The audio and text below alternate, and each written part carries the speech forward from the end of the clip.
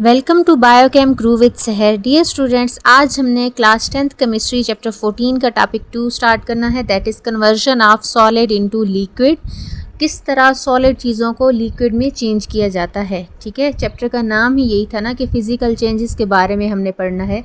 तो आज हम ये पढ़ेंगे भी सॉलिड चीज़ों को कैसे लिक्विड में चेंज कर लेते हैं। तो यहाँ पर एक मेल्टिंग पॉइंट की डेफिनेशन बनती है, द टेम्परेचर, यहाँ पर आप खुद लिखोगे the temperature at which solid start melting and change into liquid state, this temperature is called melting point. वो टेम्परेचर, वो दर्जे हरारत जिसमें सॉलिड मेल्ट होना शुरू हो जाते हैं, उनके बॉन्ड्स टूटना शुरू हो जाते हैं और वो माया में तब्दील होना शुरू हो जाते हैं, इसको बोलते हैं मेल्टिंग पॉइंट। ठीक है, फिर एक्सप्लेनेशन इस डेफिनेशन के ऊपर और नीचे लिखी हुई है।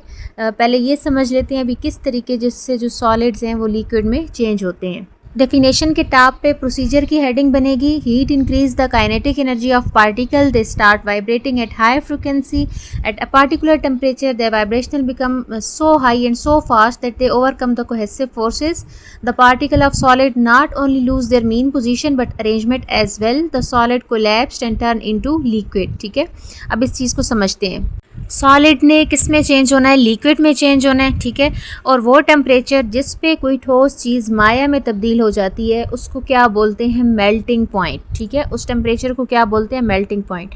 अब आपको पता है कि सॉलिड के अंदर पार्टिकल्स कैसे होते हैं? कंपैक्टली अरेंज्ड होते हैं, उनके दरमियान कोई खाली जगह मौजूद नहीं होती। ठीक है, और स्टूडेंट्स लिक्विड में पार्टिकल्स जो हैं उनके दरमियान स्पेस होती है, खाली जगह होती है, वो बहुत ज़्यादा एक दूसरे के करीब नहीं होते, कंपैक्टली अरेंज नहीं होते। तो अब ये देखना है भी सॉलिड को कैसे लिक्विड में चेंज करेंगे। तो जब सॉलिड को हीट प्रोवाइड की जाती है उसके बाद क्या होता है, जो सॉलिड के पार्टिकल्स हैं वो बेशक कंपैक्टली अरेंज्ड हैं लेकिन उनके दरमियान होती है वाइब्रेटरी मोशन। वाइब्रेटरी मोशन कहते हैं टू एंड फ्रो मोशन को, जैसे एक पेंडुलम की मोशन होती है या जैसे एक दरवाजे की डोर की होती है। ठीक है, एक मीन पोजीशन के इर्द गिर्द आगे पीछे घूमने को वाइब्रेटरी मोशन कहते हैं। जब हीट मिलेगी सॉलिड को तो उनकी काइनेटिक एनर्जी बढ़ेगी। काइनेटिक एनर्जी क्या होती है? एनर्जी ड्यू टू मोशन, हरकत की जो एनर्जी है। काइनेटिक एनर्जी टेम्परेचर के डायरेक्टली रिलेटेड होती है, तो काइनेटिक एनर्जी बढ़ने, टेम्परेचर बढ़ने से काइनेटिक एनर्जी बढ़ेगी, वो बहुत ज़्यादा हरकत करने लग जाएंगे।